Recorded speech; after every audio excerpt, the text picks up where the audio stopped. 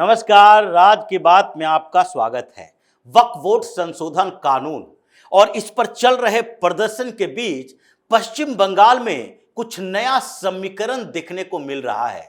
एक तरफ पश्चिम बंगाल में हंगामा है, मुस्लिम प्रोटेस्टर धीरे धीरे हिंदुओं के दुकानों मकानों में घुसते नजर आए और साथ ही हत्या का दौर भी शुरू हो चुका है। इस बीच ममता बनर्जी एक बैलेंस अप्रोच बनाती रही। उसने पुलिस को भी बताया कि देखो, उतना ही कार्रवाई करो जितने में मुसलमान भड़क न जाएं, लेकिन कार्रवाई तो करनी पड़ेगी। और इसलिए 150 से ज्यादा लोगों को गिरफ्तार तो किया गया, लेकिन जो गोली चलाई गई वो मुस्लिम प्रदर्शनकारियों की तरफ से चलाई गई। दुकान लूटे गए, मुस्लिम प्रदर्शनकारियों की तरफ से लूटे गए। और मुर्शिदाबाद में एक घर में जाकर बाप बेटे की जो हत्या की गई है, उसके परिवार वाले आज घूम घूम कर बता रहे हैं कैसे 3 से 4 घंटे तक लाश पड़ी रही, पुलिस वाला वहां पर आया नहीं, और जब आया तब तक ये लोग गायब हो चुका था। एक्शन ये ले नहीं सकता।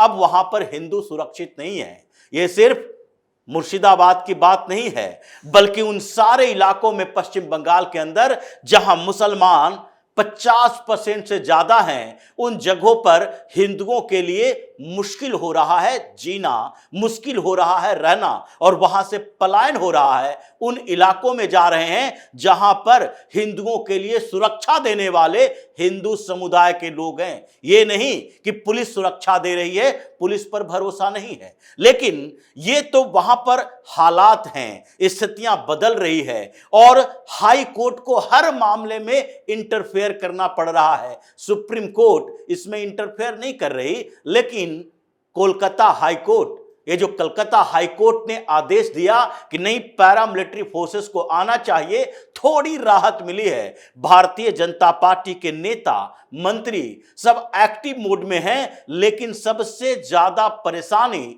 इस बीच ममता बनर्जी को उठानी पड़ रही है। ममता बनर्जी 2 दिनों में ऐसे घिरी है कि अपनी पार्टी को बचाए रखना, अपनी पार्टी को एकजुट रखना उसके लिए मुश्किल हो चुका है, क्योंकि भारतीय जनता पार्टी न केवल मुस्लिम प्रदर्शनकारियों पर अटैक कर रही है, बल्कि यह भी बताने की कोशिश कर रही है कि देखो, ये जो टीएमसी के अंदर कुछ मुस्लिम सांसद हैं, ये क्या कर रहे हैं, ये कैसे तुम्हारे इस बर्बादी का जश्न मना रहे हैं। उसके अलावा मुस्लिम सांसद ही नहीं, जो कुछ ऐसे सांसद हैं ममता बनर्जी के जो बड़बोले हैं, बड़े बड़े अधिकारों की, मुस्लिम अधिकारों की बात करते हैं, लेकिन वो भी चाय की चुस्कियां लेते हुए, नाश्ता करते हुए ये तुम्हारी बर्बादी का जश्न मना रहे हैं। और इसलिए अचानक से परेशानियां ऐसी बढ़ी कि ममता बनर्जी की पार्टी में विस्फोट होना शुरू हो चुका है,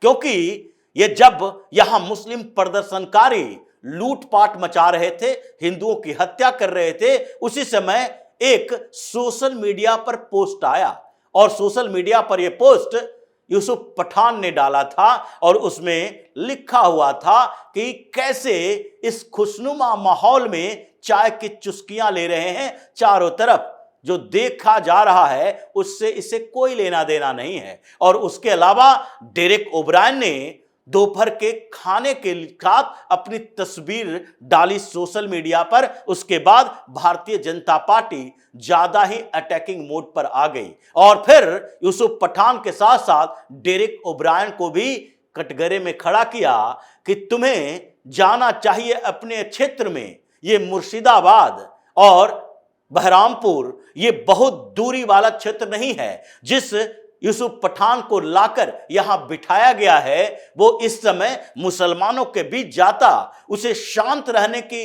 कोशिश करवाता, लेकिन ये बैठकर चाय की चुस्कियां ले रहा है। और डेरेक ओब्रायन, जो कि खुद ही एंग्लो इंडियन है और नहीं उसे हिंदुओं से कोई लेना देना है, वो भी इस बात का जश्न मना रहा है, जबकि मुसलमानों के मुद्दे पर राज्यसभा में जाकर हंगामा खड़ा करता है, दिल्ली में प्रेस कॉन्फ्रेंस करता है, पिटीशन दायर करता है कि देखो भाई, मुसलमानों के अधिकार कुचले जा रहे हैं। ये दोनों के बीच जब हंगामा खड़ा हुआ तो उस बीच टीएमसी के भी कुछ हिंदू सांसद चुपके से आ गए सामने और उन लोगों ने ममता बनर्जी की हालत खराब कर दी। अभी टीएमसी के अंदर जो मुस्लिम अपीजमेंट की पॉलिटिक्स चल रही है, उसमें भी इस बात का ध्यान रखा जा रहा है कि क्या सिर्फ मुसलमानों का वोट लेकर ममता बनर्जी कुर्सी बचा पाएगी। 2026 में चुनाव है और उस चुनाव में पहले की तरह माहौल नहीं है कि सीएए के खिलाफ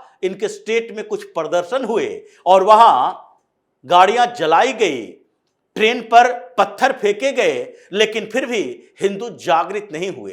अब स्थितियां बदल चुकी है, इसलिए टीएमसी के सांसदों में इस बात की चर्चा है कि पहले वाली बात नहीं है। ऐसे भारतीय जनता पार्टी का आधार भी बढ़ा, वोट भी बढ़ा है। लोकसभा चुनाव में या पिछले विधानसभा चुनाव में आप ये नहीं कह सकते कि आपने भारतीय जनता पार्टी को हराकर सत्ता पाई है, बल्कि आप ये कह सकते हो कि कांग्रेस और वामपंथी पार्टियां ये दोनों जिस तरीके से पराजित हुई, भारतीय जनता पार्टी अपने पुराने आधार को बढ़ाकर 70 तक ले आई। लोकसभा में थोड़े से डैमेज हुए, लेकिन वोटों का अंतर बहुत ज्यादा नहीं था। 38% वोट भारतीय जनता पार्टी अपना लेकर रखी, 12 ही सीटें मिली, लेकिन वोट 38% था।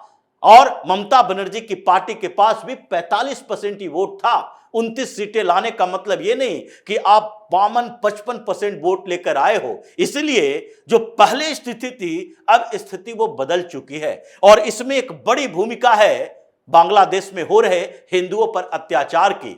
बांग्लादेश में जिस तरीके से तख्ता पलट हुआ और उसके बाद हिंदुओं के खिलाफ अत्याचार इन मुसलमानों ने करना शुरू कर दिया, मंदिर जलाए गए, हिंदुओं को मारा पीटा गया और बांग्लादेश में ये जो हो रहा था उसका सबसे ज्यादा प्रभाव ये पश्चिम बंगाल में ही पड़ रहा है। ये टीएमसी के नेता बता रहे हैं और वो लोग ये चर्चा कर रहे हैं कि इस बार ममता बनर्जी के लिए मुश्किल हो जाएगा, क्योंकि ये आर पार की लड़ाई दिखाई पड़ रही है। वक्फ बोर्ड संशोधन कानून पारित हो चुका है, हम लोग भी सुप्रीम कोर्ट में लड़ रहे हैं, लेकिन सड़क पर अगर आपको प्रोटेस्ट करना है तो इसमें हिंदुओं की गलती नहीं है।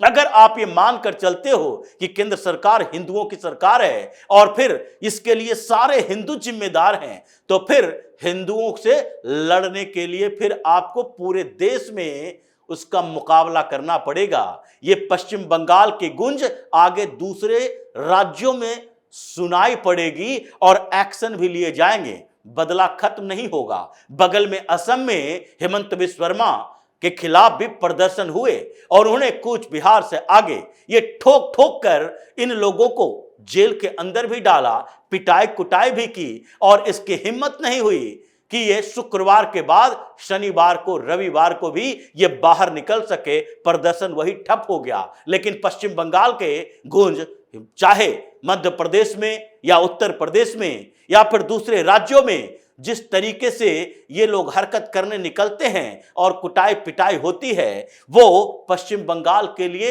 एक नया समीकरण दिखा रहा है कि देखो इस बार हिंदू का ध्रुवीकरण पश्चिम बंगाल में ज्यादा होगा। ये टीएमसी के सांसद बता रहे हैं। अभी भी आपके पास रेशियो क्या है, 29 सांसद है आपके पास, लेकिन 29 में से 4 ही मुस्लिम सांसद है। उससे पठान है, ये साजिदा अहमद है और उसके बाद खलीलुर रहमान है, ये सारे अबू ताहिर खान है।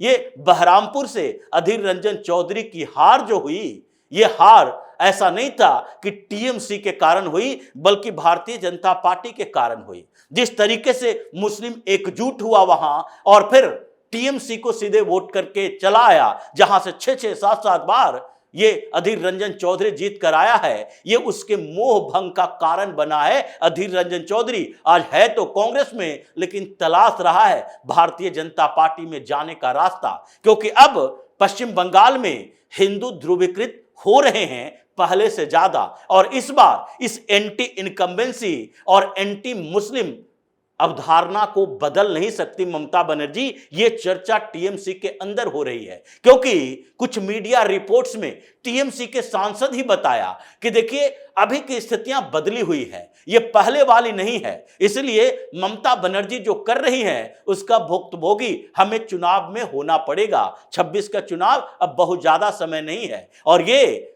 भस्मासुर ऐसा है कि इसे इसके सर पर हाथ रखो तो ये फिर उसी को जलाने निकलता है जिसने इसके सर पर हाथ रखा है। कैसा प्रोटेस्ट हुआ, और प्रोटेस्ट में जो मारा गया है वो हिंदू है।